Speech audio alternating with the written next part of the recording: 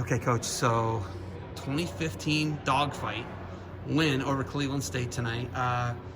You guys have had a ton of matches canceled. You were just running down the list for me. What have been all the cancellations for Central Michigan in 2021? Well, we've had 5 matches canceled. Southern Illinois, Edwardsville, Kent State, Clarion, George Mason, and Ohio U. Fortunately, this wasn't supposed to be here. This was supposed to be at our place, but we actually made it work, and we don't mind being over here because we wrestle Buffalo and Edinburgh on Sunday, so we're heading that way. So it's just a crazy year. You know, you're in your 30th year. You know, something like this is something most people are like, I'm done. That's it. I'm not even going to do it. But you seem like you're so resilient, and you're like, hey, no, I want to meet the challenge. Is this something, a challenge you really wanted to meet with the COVID and meeting all the guidelines and restrictions and quarantines and cancellations? Is it something where you've really embraced it? Not really. No? haven't really embraced it. It's been hard, but you know, I think it's important to have a little bit of experience to help your guys through this, because it's a really, really difficult time, you know. And the thing that you can only control what you can control. The things you can't control, you can't worry about, you know. And I think sometimes when you have a little bit of maturity, you can get that across a little better. Maybe a younger guy would be real frustrated. Not saying I'm not frustrated, but I think I try to hide it. It's pretty good. Such a tough time. You've got these freshmen that came in last year. If there's any Ohio kids on the team, they missed their state tournament. I don't know when if any other states missed it, but how do you manage the younger guys? You know, like you're 30 years into this. Just at Central, there's Lake Superior State years. There's almost 40 years of coaching under your belt, right? How do you keep young guys focused? It gets more and more difficult because they've got so many things going on. They're used. The toughest part, I think, every generation is more used to immediate gratification. You know, they don't know how to put in the time, how to grind, how to work, because everything's at their fingertips now. You know, an answer is at their fingertips. They don't have to. You know, when I was growing up, I had to know my friends' phone numbers, or else I couldn't call them, you know. Now you don't have to know anybody's phone number. It's in your cell phone. You don't even have to use your brain for that simple recall. And, those things wrestling hasn't changed that much. It's still you're wrestling 2 arms and 2 legs, and you have to do the work, you know. And I enjoy teaching that because I'm a little bit old school, I'd say. I enjoy teaching that, but it's more and more of a challenge. But I think young people need it more than they ever have. So you're this guy, I literally explained what your program is. Attack both sides of the body, get off the bottom, and you better be able to ride and turn people. Would you say that that's a pretty good way to describe how Tom Borrelli teaches wrestling? Yeah, I think so, but I think that's about how any good coach teaches wrestling. You know, good high school coach, good college coach. I would think that those are the things that they're stressing. Yeah, but like there's all these people that try all this other crazy stuff, and they go recruit the best athlete they can find. They try and get the number 1 guy. You've done an amazing job with the guys that you've brought in, but it feels like someone has to be a Borrelli guy to work under the Borrelli system. Patience, learning, 2 ears, 1 mouth. I know you've told me that one before, right? Because God wanted you to listen more than He wanted you to talk, right? Right. So that's something. Are you getting guys in there who just like? Is there any point where you're like, man, maybe I'm out of touch now? Are people still wrestling your style how you want it wrestled? I think I can still relate to the kids as much as possible. I mean, I have some good young help. You always need young help. You need people that can put their hands on guys every day and really emphasize the things that you stress and reinforce that. But I think the kids still, everybody respects wisdom if it's coming from the right places. You have an incredible tree of coaches, right? You look at Casey at Penn State and what they've done. Casey Cunningham, you're only national champ. You've had multiple NCAA finalists, Wynn Mahalik, Scotty Sentes are at Campbell, Dave Boyard's at Michigan, your son's at Stanford. But like this incredible understanding of the sport. What do you think that you've had so many good guys, D1 head coaches, excellent assistant coaches, all these guys. How have you been able to produce coaches the way you've produced coaches, Coach Borrelli? Well, I think it comes from just learning, that the things that I try to teach, and I think those things carry over really well. Not just the wrestling stuff, but obviously the wrestling part of it's hugely important. How technique and how you do things technically and stuff like that, and how to stress fundamentals and those kind of things. But I think just the life lessons too.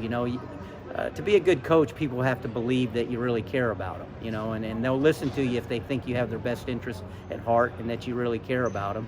And I'm pretty sure that the guys that have gone on into coaching understand that they have to care about their athletes. When you look at what's going on in California, you look at what's going on in the Bay Area, Stanford's going to drop their program. It sounds like some really crazy stuff's happening from their administration. How thankful are you to be in Mount Pleasant and built what you've built after you see kind of how they've almost pulled the rug out of the Olympic sports at Stanford and what they've done to Jason at Stanford? How fortunate do you feel? And they're not done yet, right? They're still fighting. But how fortunate do you feel? You guys ran into a crazy situation there where you dropped the men's sport and you got to bring it back in 2 years and then say a waiver. How fortunate do you feel for your time in Mount Pleasant? I'm very fortunate. I don't know if it was divine intervention or what it was, but I was always able to stay in my lane, and know where I belonged and know where I fit in, and not try to overstep my, my position.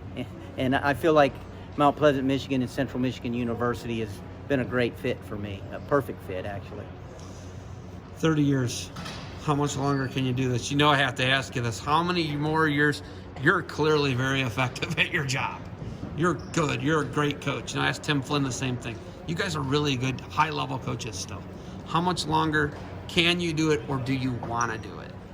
I think that's the question, is when you quit wanting to do it, and when it quits being fun and something that you get up every morning excited about, then it's time to retire. But I still enjoy like what happened today. I mean, we had a good dual meet, a real competitive dual meet, and then we had 10, 15 extra matches where some of our young guys that haven't gotten to wrestle in open tournaments this year and things like that got to wrestle a couple matches, which I enjoy watching those guys compete and seeing what they need to work on and how they're improving. If Stanford stays on its current course and they can't save wrestling, could we see Jason Borrelli come back to Mount Pleasant? Is that a possibility? I don't know. I'd love for Jason to be part of our program. But he's got to make his own path. He's got to blaze his own trail, and I think he was doing that at Stanford. And I don't know if something else is going to come along. But if he wants to come back to Central Michigan, we'd love to have him. Where do you guys go from here? Buffalo next, right? Yep, we have Buffalo and Edinburgh on Sunday. And is that it? That's it. That is it. Until the MAC tournament. Are you going to get the 4? Will your guys have the 4 matches for that? Because I think it's 4 matches is the threshold for wild card, at large, whatever. I think you need 4 matches, right? Correct, against Division I competition. D1, yeah, it doesn't do you any good to wrestle the D2s. Olivet was one that Stencil said he wrestled, the Olivet guy. So those matches literally don't do you any good. Right. But wrestling does you good. Wrestling those guys does you good. When you got 2 bookends like you got, and you got a Dresden Simon, and you got some other young guys in there, is there any doubt in your mind you can't have 3, 4 All-Americans this year? No, I think if our young guys come around, we can have a great national tournament. Hopefully the things that happened this past year don't happen, because that'd be terrible for these guys to miss that 2 years in a row. Where's the MAC tournament? Is it New Jersey? Yeah, it's in Trenton, New Jersey. What happened there? Well, Ryder's an affiliate member. So it was Ryder. It's Ryder's host year. Yes. I was wondering. I was like, how close is that to Ryder? Because that's in like Lawrenceville, and it's not the same. It's 9 miles. 9 miles. So okay, that makes sense. They Everything's real close there. They have a big arena in Trenton. I'm not sure the name of their arena, but that's where they're having the MAC championship. Last team to win the MAC tournament in wrestling, not Mizzou, is Central Michigan. Right. What do you got to do to get back into your MAC dominance? Well, obviously we have to develop the kids we have in the program right now, but we've got to do a better job of recruiting too. Recruiting's gotten away from us a little bit as far as, kids nowadays, they're caught up in a lot of things that 15 years ago weren't available. What we're doing right now, the social media, there's a lot of teams that have put a lot of money and resources into wrestling, as far as their facilities and we've got to do a better job of trying to keep up. That's all there is to it. You got a new room 10 years ago. Yep. It's a nice room. It's a nice room. We have It's a real nice room. Yep. That arena, I like the arena. I like how you walk out of the room into the arena. It's almost like the arena was designed around wrestling. It feels like that when I go there. I'm like, ooh, I like this. Yes. It's a Hostile crowd. I like it. Yeah, we have a real nice place to wrestle. Obviously, we haven't had any fans this year, so that's been disappointing. But we'll get back to that. But we've got to do a better job of recruiting. I think some things have gotten away from us. When it comes to, the Big Ten Network has certainly helped the Big Ten. Flow Wrestling has certainly helped people identify kids that would slip under the cracks that I used to be able to identify and nobody would know about. Now there's not any kids out there like that. So you gotta be able to sell them on your program.